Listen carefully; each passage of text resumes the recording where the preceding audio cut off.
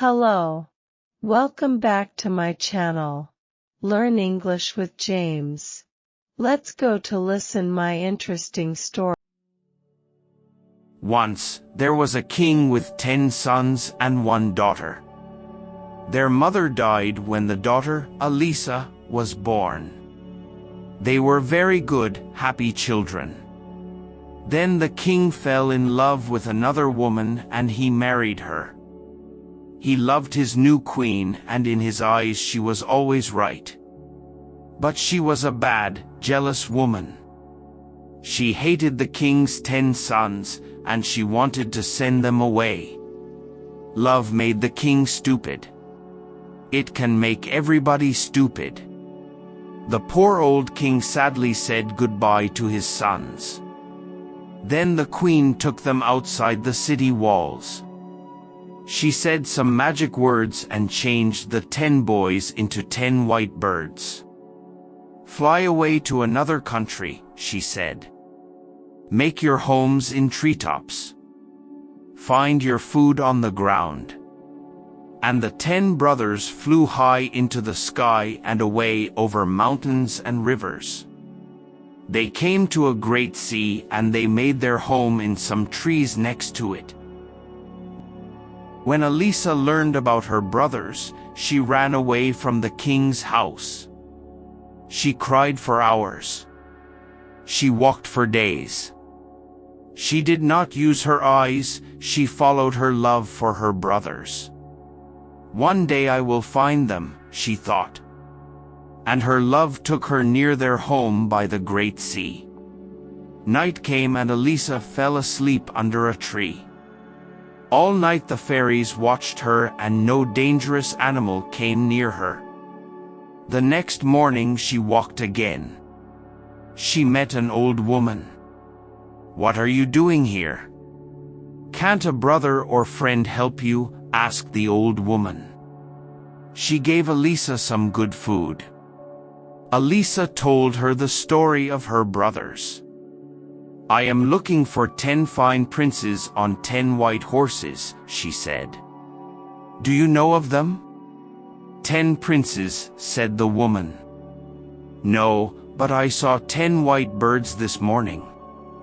They had gold feet and jewels for eyes. Perhaps they were princes. They were by the river." She took Elisa to the river. Elisa followed the river to the great sea. She saw 10 fine white birds. Their gold feet and jewel eyes shone in the sun. All round her Elisa saw pretty flowers and beautiful trees. Elisa built a small house from sticks. She found flowers and put them round the walls.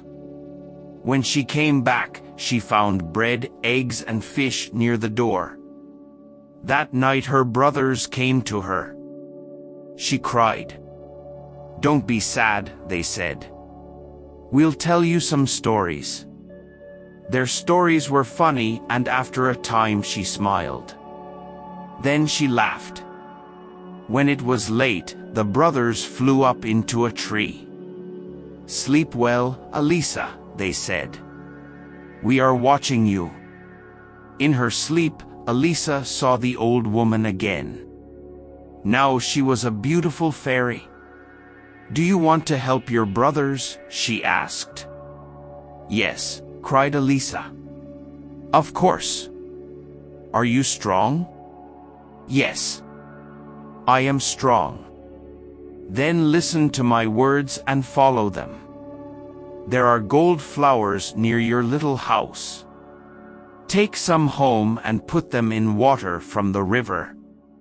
Wash them many times and then make them into coats. 10 coats of gold flowers, 1 for each brother. But remember these things: first, only you can make the coats. Second, you can only speak after you finish them. Don't speak before that, or your brothers will die. Can you do these things?" "Yes," answered the princess in her sleep, and she woke up. She looked outside her door and saw the gold flowers. She followed the fairy's words and she worked all day. When the sun went down, her fingers hurt. Her brothers came that night, but she did not speak to them. "Why are you not speaking?" they asked. "Is this the work of a bad fairy?" She showed them her work.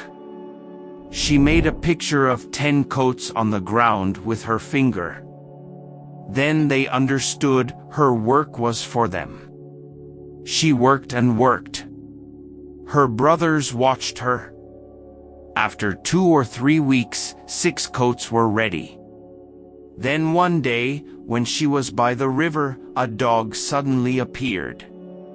It jumped at her. Then other dogs came. They made a great noise and ran round her. A man came through the trees on a fine white horse, with many men behind him. Elisa looked at this man and she loved him. "Who are you?" he asked her. "Nobody lives here." "Where are you from?" Elisa could not answer him. "I am the king of a great country behind those mountains," he told her. "I often come here with my dogs and horses." He came every day and spoke to Elisa. They walked by the river and he told her about his life. He loved her and he wanted her to be his queen. But why did she not speak? She only spoke to him with her eyes. In the end, he asked her, "Will you be my queen?" Poor Elisa started to cry. She ran to the gold flowers. "We will take the gold flowers and your work to my house. You can work there. Will you come?" She could not say no because she loved him. So Elisa and the king took the flowers and the coats, there were 8 now, to his country. Her brothers were sad, but each day they flew high above the king's house. The king had a jealous younger brother. He wanted to be king and he wanted his brother to die. When the king married, he was angry. "Now the king will have a son," he thought, "and I will never be king." The king could not see inside his jealous brother's head. Because he was good and kind, everybody was good and kind. One day the king had to leave the city for many days. He had to visit an important king in another country. The queen stayed at home and worked on her coats. Now she had 9. But she had no more flowers. She looked everywhere for the gold flowers. Then she found some flowers in a bad place. The people of the city threw their dead animals there. "I cannot go there in daylight," thought the queen. "People will see me. They will not understand and I cannot tell them." So she waited for night. Then she went out and got some flowers. The king's younger brother saw the queen that night. He followed her and watched her. He waited the next night and followed her again. "Now I have a plan," he thought. He followed her for 5 nights. The next night he called the great men and women of the city to a place outside the city walls. "Why are we meeting in the dark?" they asked.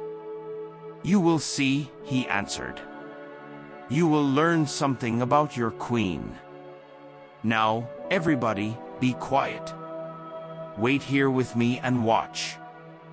What does our lovely queen do every night when the king is away? What do you think?" A little time later, the queen appeared and got the flowers. She started to walk home, but the king's brother ran after her. He caught her arm. "See," he cried to the people. "She is a bad woman. Only a bad woman looks for flowers in this place at night. She uses them for bad magic. She plans to kill our dear king, my brother."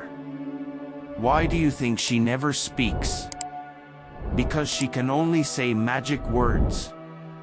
People shouted, "Kill her, put her on a fire." And the king's brother said, "Let's kill her before the king comes back, or she will kill him." He took the queen back to her room.